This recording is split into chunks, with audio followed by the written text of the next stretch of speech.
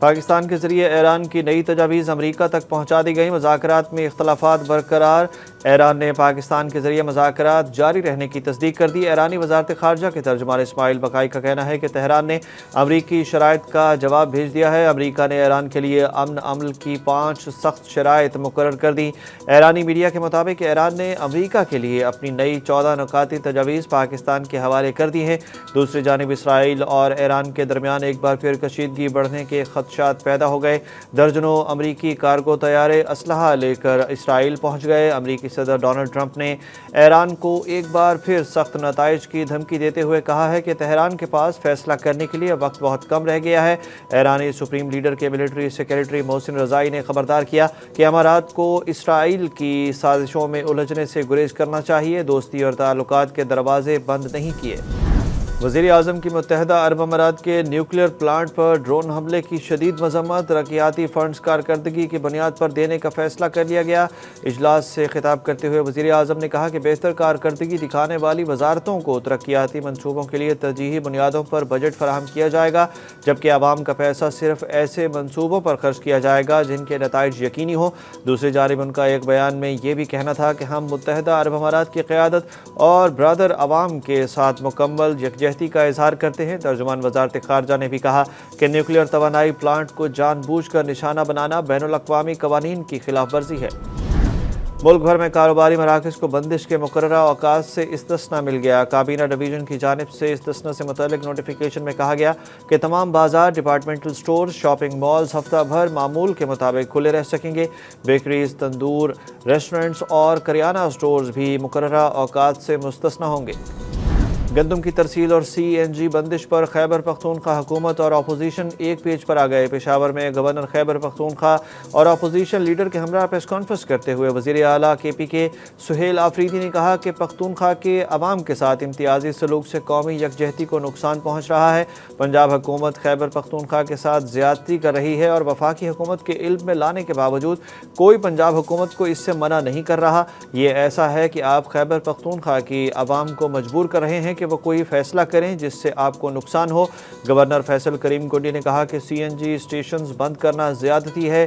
خیبر پختونخوا کو پانی کا شیئر دیا جائے۔ بجلی صارفین کے لیے خوشخبری، جون میں فیول ایڈجسٹمنٹ کا بوجھ ٹل گیا۔ ترجمان پاور ڈویژن نے کہا کہ بروقت اور مؤثر اقدامات کے باعث جون میں بجلی کی قیمت میں کوئی اضافہ نہیں ہوگا۔ بجلی صارفین کو 5 سے 6 روپے فی یونٹ ماہانہ فیول ایڈجسٹمنٹ کے تناسب سے 38 ارب روپے کے بوجھ سے بچا لیا گیا۔ جماعت اسلامی نے پیٹرولیم لیوی کو وفاقی آئینی عدالت میں چیلنج کر دیا۔ امیر جماعت اسلامی حافظ نعیم الرحمان نے اسلام آباد میں میڈیا سے گفتگو میں کہا کہ پیٹرولیم کی قیمتوں سے لیوی کا کوئی تعلق نہیں۔ حکومت ہزاروں ارب روپے لیوی کے نام پر لے چکی ہے۔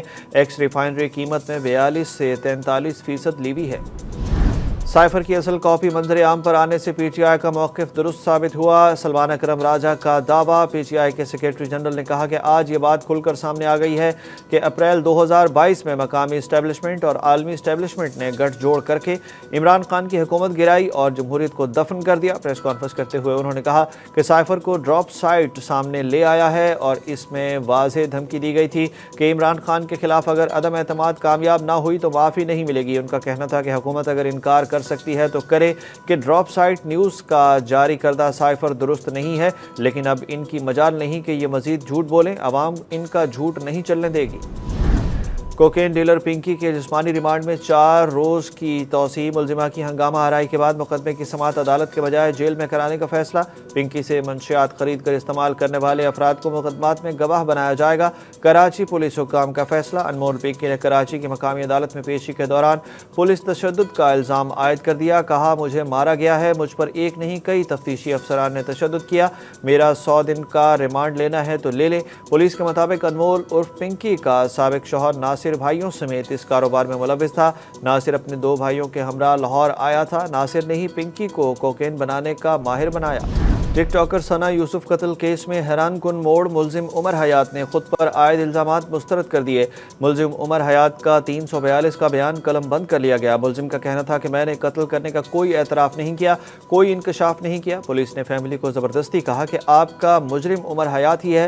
District and session court Islamabad में केस की समाअत हुई। मुलजिम ने कहा कि मेरी लोकेशन भी झूठी बनाई गई। शनाख्त परेड के दौरान दीगर तमाम मुलजिमान को यकसां जबकि मुझे मुख्तलिफ कपड़े पहनाए गए थे। कमरा अदालत में वीडियो बनाने पर जज अफजल मंजोका और वकील सफाई में तल्ख कलामी हो गई। सऊदी अरब के मुख्तलिफ शहरों में गर्मी की शिद्दत में नुमायां इजाफा रिकॉर्ड। आज़मीन हज को खुसूसी एहतियाती तदाबीर इख्तियार करने की हिदायत जारी कर दी गई। रिपोर्ट्स के मुताबिक जद्दा और मक्का में दर्जा हरारत 48 डिग्री सेंटीग्रेड तक पहुँच गया, जबकि अराफात और मिना में 47 डिग्री सेंटीग्रेड रिकॉर्ड किया गया। मदीना मुनव्वरा में दर्जा हरारत 41 डिग्री सेंटीग्रेड तक जा पहुँचा। हुक्काम ने आज़मीन को धूप से बचाव के लिए छतरी इस्तेमाल करने, मास्क पहनने और ज़्यादा से ज़्यादा ठंडा पानी पीने की हिदायत की है। चैट जीपीटी पर अपलोड फाइलें अब महफूज रहेंगी। ओपन एआई ने चैट जीपीटी में एक नया और अहम फीचर मुतारिफ करा दिया। अब अपलोड की जाने वाली फाइलें चैट ख़त्म होने के बाद गायब नहीं होंगी। अपलोडेड फाइल्स अब एक अलहदा लाइब्रेरी में महफूज रहेंगी।